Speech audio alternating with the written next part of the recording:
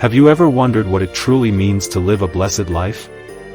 The answer might not be what you expect. In the Gospel of Matthew, Jesus gives us a powerful vision of what a blessed life looks like. In the Sermon on the Mount, he speaks to the crowds, revealing the Beatitudes, a collection of 8 sayings that describe the qualities of those who are truly blessed in the eyes of God. But what exactly do these Beatitudes mean for us today?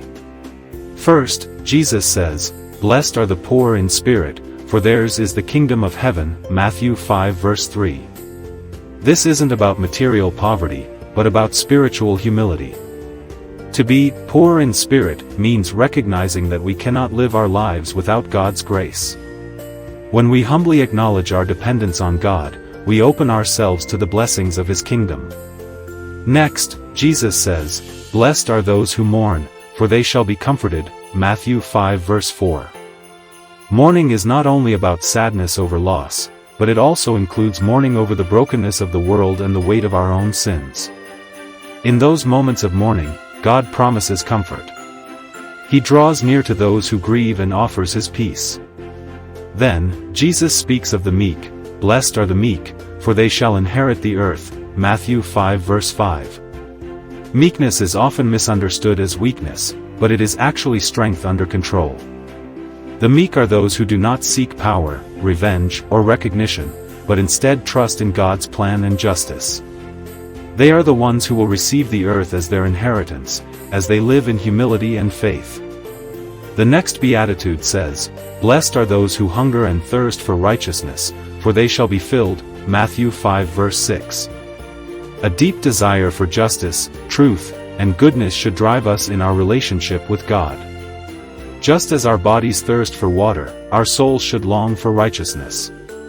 And in seeking it, God promises to fill us with His grace and peace.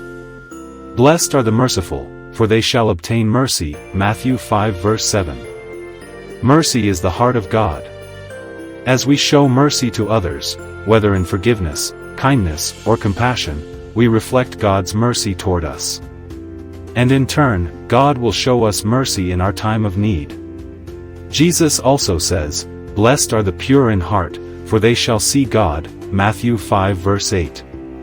Purity of heart means living with sincerity and seeking holiness in every part of our lives. When we strive for purity, we become more attuned to God's presence and open ourselves to seeing Him in our lives. Next, blessed are the peacemakers, for they shall be called sons of God, Matthew 5 verse 9. Peacemakers are those who actively seek to reconcile and bring harmony where there is division. As followers of Christ, we are called to be agents of peace in a world full of conflict. When we do this, we reflect the nature of our Heavenly Father. Finally, Jesus says, "Blessed are those who are persecuted for righteousness' sake, for theirs is the kingdom of heaven," Matthew 5 verse 10. Following Christ doesn't always mean a life of comfort. At times, we may face opposition, but Jesus promises that those who are persecuted for doing what is right will receive the greatest reward, the kingdom of heaven. The Beatitudes offer a profound understanding of what it means to live a blessed life. They challenge our worldly views and point us to a life of humility, mercy, and faith. When we embrace the attitudes and actions that Jesus describes, we align ourselves with God's will and find true fulfillment.